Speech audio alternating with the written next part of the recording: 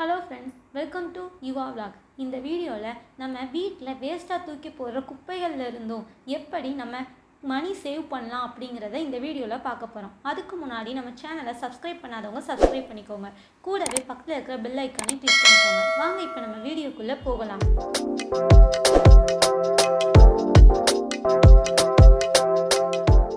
நம்ம ஃபஸ்ட்டு பார்க்க போகிற டிப்பு பால் பாக்கெட்.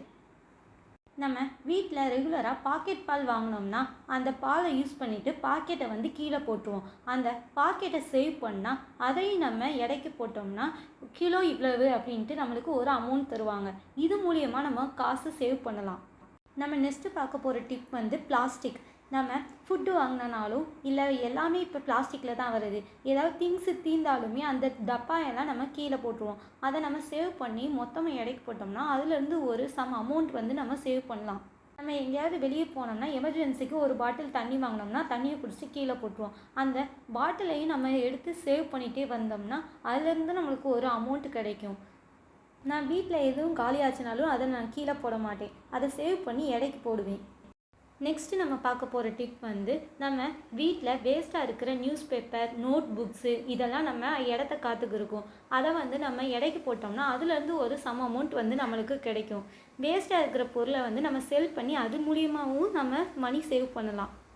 நெக்ஸ்ட்டு நம்ம பார்க்க போகிற டிப்ஸ் காட்டன் பாக்ஸ். வீட்டில் வேஸ்ட்டாக இருக்கிற காட்டன் பாக்ஸ் இதெல்லாம் நம்ம சேவ் பண்ணலாம். காட்டன் பாக்ஸ் இடத்த அடைக்குது அப்படின்னு நினச்சிங்கன்னா அதை நல்லா ஓப்பன் பண்ணி நல்லா மடித்து வச்சுக்கலாம். அது மாதிரி நம்ம சாரீஸ் எது எடுத்தால் சாரீ, ஷர்ட்ஸ் இது மாதிரி நம்ம பர்ச்சேஸ் பண்ணும்போது அதில் கிடைக்கிற காட்டன் பாக்ஸை நம்ம கீழே போடாமல் அதையும் நம்ம சேவ் பண்ணி மொத்தமாக நம்ம எடைக்கு போட்டோம்னா அதுலேருந்து ஒரு சம் அமௌண்ட் நம்மளுக்கு கிடைக்கும். நான் எந்த காட்டன் பாக்ஸுமே வேஸ்ட்டாக தூக்கி போட மாட்டேன். அதை நல்லா மடித்து ஒரு ஓரமாக வச்சு அதை நான் எடைக்கு போட்டு அது மூலியமாக நம்ம கொஞ்சம் மணி சேவ் பண்ணுவேன். நெக்ஸ்ட்டு நம்ம பார்க்க போகிற டிப் வீட்டில் தேங்காய் சிரட்டை நிறையா இருக்கும். அதை நம்ம அப்படியே எடுத்து கீழே போட்டுருவோம். ஆனால் அந்த தேங்காய் சிரட்டையை நம்ம சேர்த்து வச்சோம்னா அதையும் நிறையா பேர் வாங்கிக்கிடுவாங்க. அதுக்கு சம் அமௌண்ட்டும் கொடுப்பாங்க.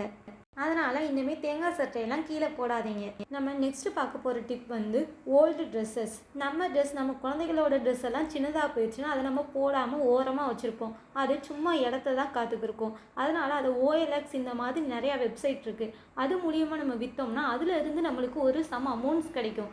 வேஸ்ட்டாக இருக்கிற பொருளை நம்ம என்றைக்குமே வீட்டில் வச்சுருக்கக்கூடாது.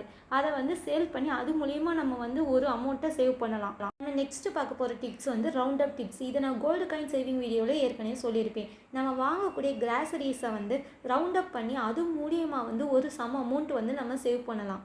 நெக்ஸ்ட்டு பார்க்க போகிற டிப்ஸ் ஏதாவது ஃபெஸ்டிவல்ஸ் வந்துச்சுன்னா நம்ம குழந்தைகிட்ட ஒரு அமௌண்ட்டை கொடுத்து அதை உண்டியலில் சேவ் பண்ண சொல்லி சேவிங்ஸ் ஹேபிட்டை அவங்களுக்கு இம்ப்ரூவ் பண்ணலாம்.